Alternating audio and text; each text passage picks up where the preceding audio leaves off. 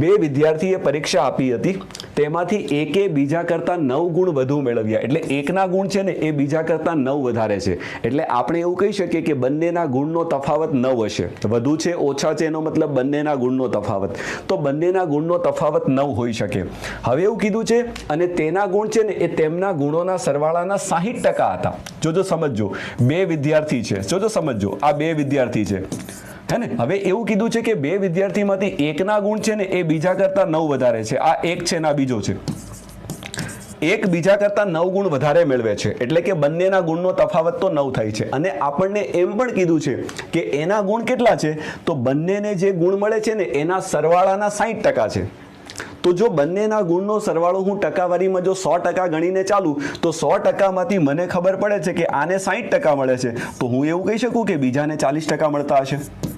કારણ કે બંનેના ગુણનો સરવાળો 100% જો આપણે ગણીને ચાલીએ તો જો આને 60% મળે તો આને 40% મળે.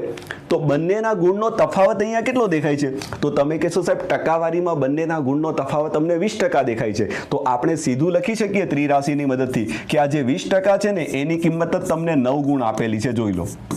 તો આપણને પ્રશ્નમાં શું કીધું છે, તેમના દ્વારા મેળવેલા ગુણોનો સરવાળો. એટલે કે આપણે તો 100%ની કિંમત શોધવાની છે. તો હું તો કહું છું 100% શોધવાની પણ જરૂર નથી, તમને સીધું ખબર પડે હે ને. જો તમે સમપ્રમાણતા શીખ્યા હોય તો સીધું ખબર પડે કે સાહેબ અહીંયા 5 ગણા થાય છે તો અહીંયા પણ 5 ગણા થવાના. તો 9 5 45 થશે. Is it clear? તમે કહેશો સાહેબ એકદમ ક્લિયર છે, ખૂબ ઇઝી દાખલો છે. તમને એવું પૂછે કે આને કેટલા મળ્યા હોય તો તમારો જવાબ આવે 60% એ કેટલા. તમને પૂછે આને કેટલા મળ્યા હોય તો 20% એ કેટલા. ગમે તેના ગુણ આરામથી મેળવી શકાય. એ વિદ્યાર્થીઓએ પરીક્ષા આપી હતી, એકે બીજા કરતા 9 વધુ મેળવા. એટલે તફાવત આપ્યો છે પેલાનો ને બીજાનો. અને તેના ગુણ એટલે પેલાના, તેમના ગુણના સરવાળાના 60% હતા. હું થોડુંક સમજાવું તમને કે જેના ગુણ વધારે હતા ને એના એ બેના સરવાળાના 60% હતા. પેલા અને બીજાનો જે સરવાળો થાય ને એના 60% પેલા વ્યક્તિના ગુણ હતા. તો તેમના દ્વારા મેળવેલા ગુણોનો સરવાળો કેટલો હતો. અહીંયા તમે જોઈ શકો છો કે ટકા છે એટલે મારી દુનિયા છે. માની લો કે સરવાળો 100 છે. તમે એમ કહેશો સરવાળો તે કેમ 100 ધાર્યો?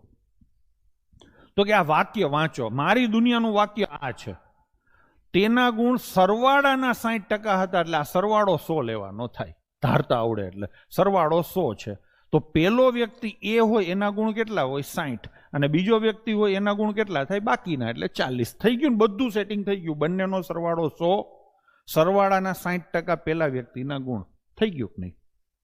હવે આ બેનો તફાવત આવે 20. મેં તફાવત કેમ લીધો હતો કે પેલા વાક્યમાં એને તફાવત આપ્યો છે કે પેલા અને બીજા વ્યક્તિ વચ્ચેનો તફાવત કેટલો છે? 9 છે ને.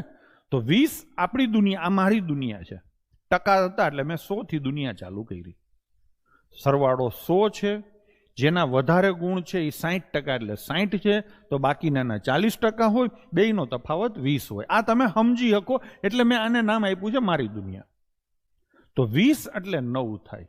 તમને પ્રશ્ન પૂછ્યો છે સરવાળો એટલે કેટલા થાય, તો આના આ 5 ગણા થાય, તો આના આ 5 ગણા કેટલા થાય? 45.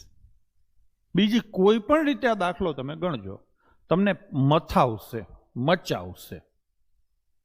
અને કાંઈ ન કરવું હોય તો માનો કે ફાંકો મારવો હોય, આમાંય ઘણાની જીભ કચરાતી હોય, તો એટલી ખબર પડે કે સરવાળો એવો જ હોય કે જેના 60% નીકળે.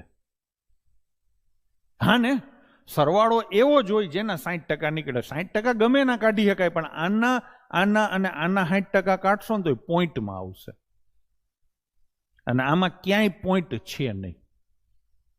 45ના 60% જ કાયદેસર નીકળે. આ બધી વસ્તુઓ છે ને પેપર સેટર ઉપર, અને પેપર સેટર નહીં છોડો, ગણિત ઉપર ભરોસો રાખો કે એ આંકડાઓ છે ને સેટિંગ તો જ થાય. ખાસ કરીને અઘરા દાખલામાં કે જવાબ એનો રૂપાળો હોય, જેનું કંઈક આગળ ગણતરી હરખી થાય.